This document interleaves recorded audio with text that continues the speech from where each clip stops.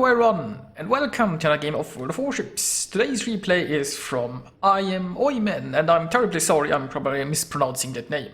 Now he's in the Chung Mu on the map Warrior's Path in a 3-point domination game mode. It's a tier 9 battle, so being top tier is amazing. There is a lot of battleships, there is two destroyers and 2 cruisers. Actually,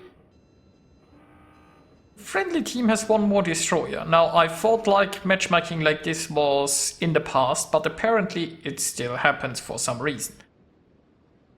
I'm slightly confused now, but be that as it may. The enemy cruisers both have radar. Now, having 3 destroyers is an advantage against 2 enemy ones in a domination game, so that's pretty nice. Now, also, I'd like to point out that IamOiman here has beached himself in order to stop his ship faster, and then is reversing into the cap. That's basically the safe version kinda to enter a cap, because it allows you to... It basically means your nose is pointing outwards and it makes it easier to run away if you get raided. Now, I don't think it's necessarily important to do this in this cap right here, because there is a big island here that you can use as cover. So if he could have just entered normally and used this island in case of radar. And I mean, there is the radar. But, you know, nothing wrong with entering the cap this way. Now, he is getting radared. Currently, only the Iowa seems to have shots at him. Then again, I mean, there is a lot of ships that we don't actually know.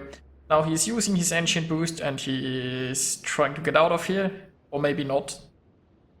Now, you see, the thing is, despite enemy ships aiming at him, it doesn't look like those ships actually have shots at him. And the Iowa seems to be ignoring him so far. So he can just stay here and cap.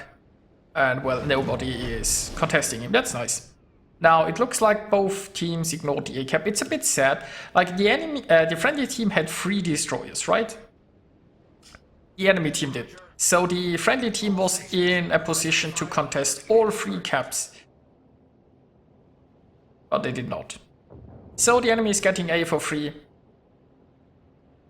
Oh well. I guess 2 caps should be enough. The friendlies are... Yeah, okay, I'm not sure how well that they're doing at sea. There is a huge force here, but it's a little bit too scared. Like, with that many ships, those ships should take more aggressive positions and try to push the enemy back. A little bit. Not just charge in, mind you, but just like I would like to see a few more ships here, maybe at the island, and generally a bit closer to the cap. Now, meanwhile, our Chung Mu here is... Well, there is really no reason to go towards the sea cap, because, well, they already have a destroyer there, they're even making inroads in capping. There is no point in going to the A cap, because there is no support, and we have a Bismarck pushing in there. It really doesn't want to get close to this hydro battleship. So he will stay here and try to defend B.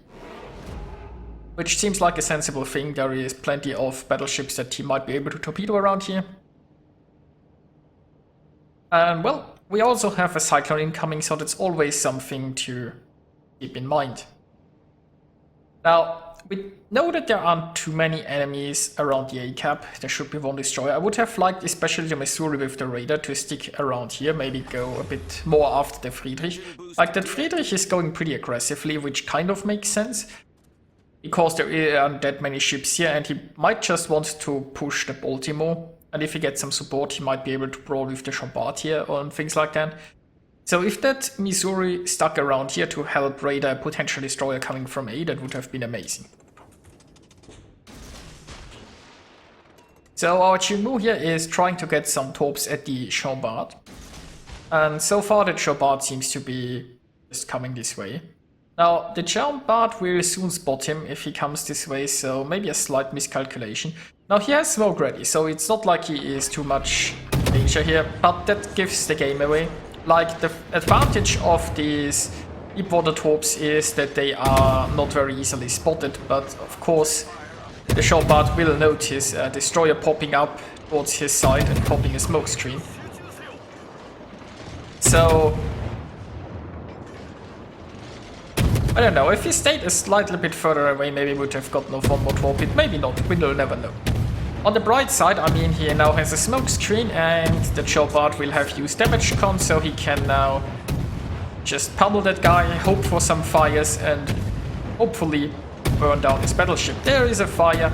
So this is going quite nicely. So textbook play, you torpedo them for a flooding, and when they use the damage con, then you just burn them. And well, just keep shooting them. Now he's keeping an eye out on that Baltimore, I believe, because he's aware that Raider could pop up here at any moment. If the Baltimore has it ready and is concerned about it. I guess the Baltimore has bigger problems than caring about the destroyer. Now, there was still a destroyer in A, I suppose, so there might be torpedoes coming towards the smoke screen at some point. Now he has RPF, he knows the closest target to him is the Chopard. Doesn't mean that the destroyer didn't pass by at some point and try to torpedo him though. Now the smoke's running out, which means he will... Oh, we see the smoke screen over there. So okay, the enemy destroyer is not coming. So he launches one Torp, he uses one Torp launcher, he holds his second in reserve. Now he could have just launched the second one as well, just in case the Bismarck slows down. I mean, he couldn't have given the proper lead if that Bismarck keeps his speed and course. But I mean, I don't think he has a better target here yet. And again, he could now maybe try a second launch for the Bismarck after he's passed here. Or he could try to see if he can hit the Colorado. And well, there is one hit. And well, we now know also if he used a second launch it would have been pointless.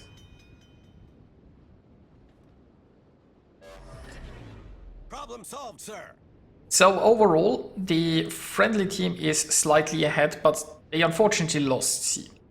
And you know what's even worse than that? I mean, when we look at the positioning, we see those ships here very far in the north, and we see those ships here kind of in a weird position in the center, right?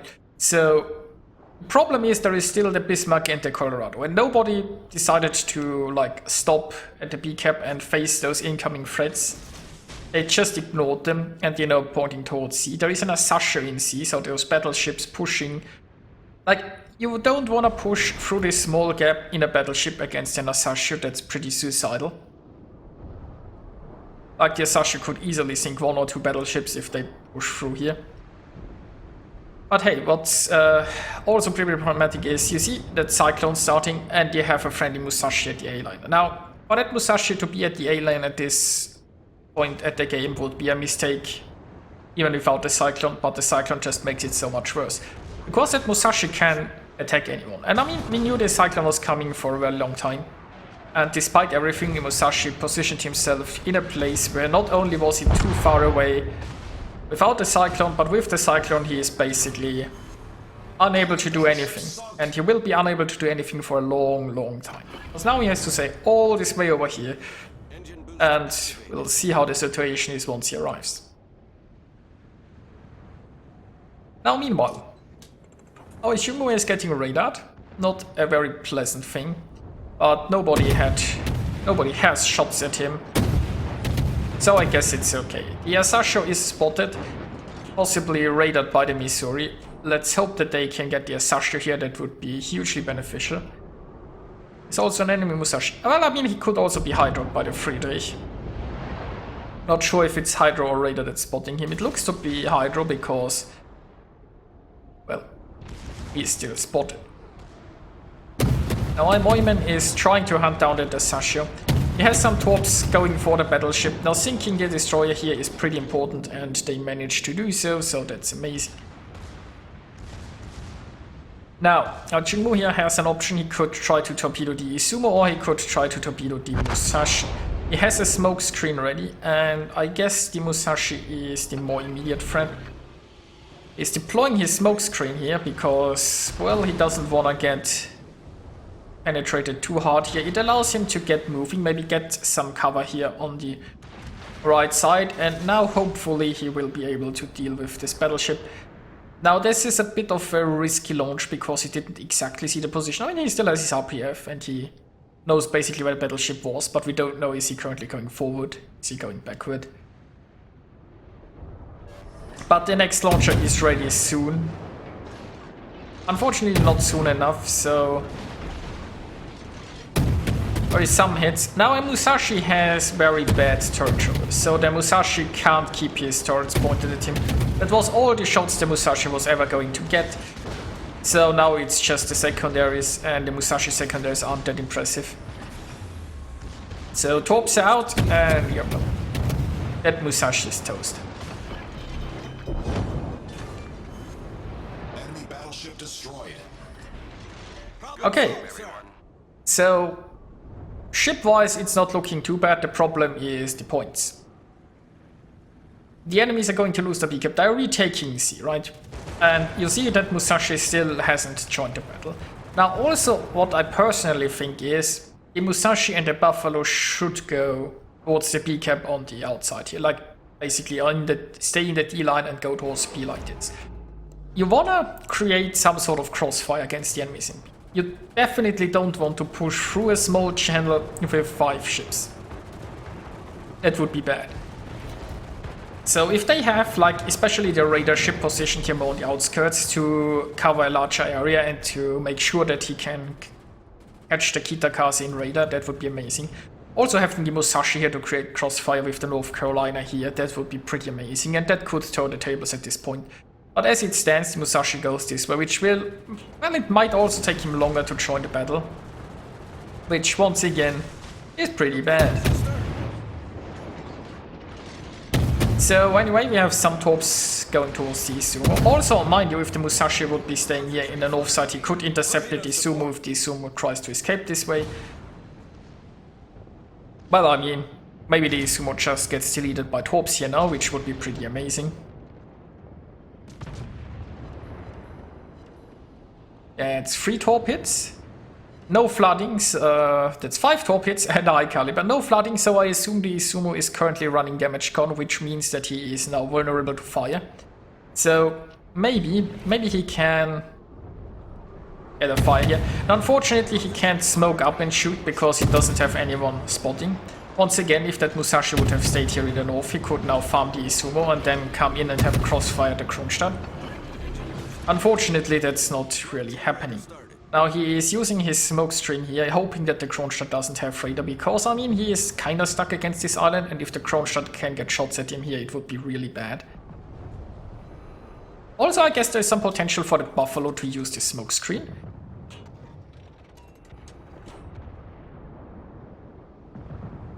And that might just be happening. Problem is, of course, the Kitakaze seem to be going here down in the south, and it's possible that the Buffalo was just spotted by that Kitakaze down here. I think that's likely. And the Buffalo was probably way too broadside, so the moment he got spotted, he was done for. Now here we have the Musashi arrive, and took him a while. He is obviously full health, because he didn't do anything so far in this battle.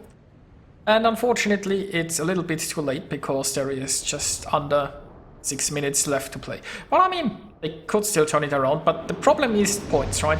The friendlies had no chance of pushing B because they can't push through this small channel, because nobody was willing to go outside and create the crossfire better situation. The friendlies were just stuck here, and they have been not trading so well in ships recently. Now, in an effort to, I don't know what this destroyer actually tries to enter a gunfight with a Kronstadt. Well, I mean, he might just have been spotted by the... What's the detection rate of the Jarvis? Oh, I think it was... Yeah, okay, he might have been spotted by the Kitakaze unexpectedly and then got taken down by Kronstadt. I guess that makes sense.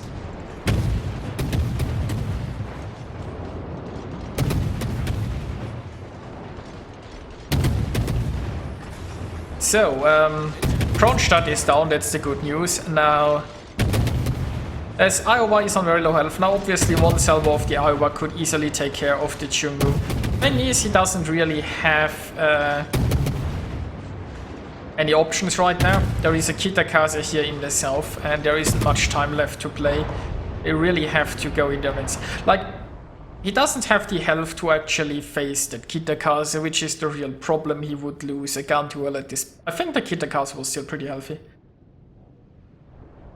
But what he can do is he can torpedo the Izumo and the Colorado. Now, in order to win this, because the points are so desperate at this point, is they really need to sink all of the ships. That means sooner or later they have to confront the Kitakaze. And the Kitakaze will just take C. Now on the bright side, those Torps look spot on. And that's one less battle.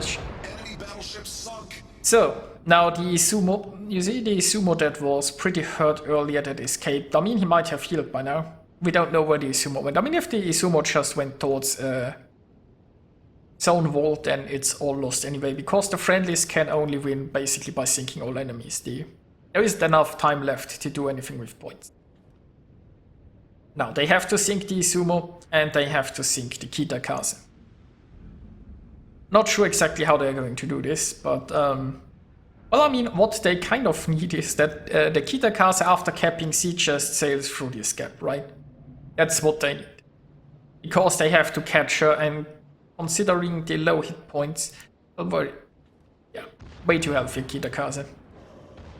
So what they need is they need to fight the Kitakaze together.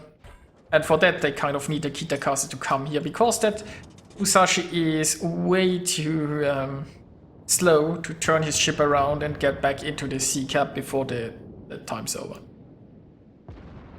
So I mean, Musashi is taking out the Sumo, it looks like, which is good. Smoke generator started. Now Chung Mu here is deploying some smoke and trying to help out with fire to...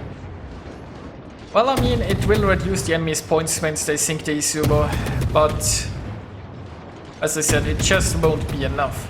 They need the Kitakaze. They really need the Kitakaze to YOLO through this channel right into the waiting arms. So, also, like, I mean, the way the Musashi is right now facing, I don't think he can make this turn. Like, Musashi has a pretty big turning circle if he turns. I mean, he needs to turn left now, but I don't think he can. He can't afford to go here. He needs his guns trained at this gap, because their only hope is that the Kitakaze comes rushing through here, and that he has his guns trained this way and they can do something about it. Now, of course, with RPF, we know he's somewhere over there. We don't know where exactly. He might have... Maybe he snuck through here. If he is on the inside here now, they have a chance. I guess if the Kitakaze comes around this way, they also have a chance. If the Kitakaze is sailing towards the zone wall, then everything is lost. So we have 1 minute left. Let's speed it up and see, can they find the Kitakaze before it is all over? Well, I mean, it's not just about this minute, you know. It's also the threat of the enemy reaching 1,000 points, which is becoming more and more realistic. So they... Okay, now the points, even if they see him now, it's unfortunately too late. And here we are with the results. IamOiman earned himself 1,901 base experience in a defeat. Now, even in a victory, that would have been a pretty good result, but he managed it despite the loss. And yes, he still wasn't able to carry his team. Now, it pains my heart to see that Musashi plays so high in the leaderboard. The Musashi did something in the end, like he did well in the last 5 minutes, but the 15 minutes before he just screwed everything up so badly that there was no point of recovery. And he basically should be like pretty down at the bottom, because he was the main reason that they lost this battle. Now, IamOiman earned himself a high caliber, scoring 296,000 points of damage, sinking 3 enemies, taking caps, but no matter what, it just wasn't enough. Well, it was an enjoyable match to watch anyway. I hope you enjoyed watching it too, and I'll see you guys next time.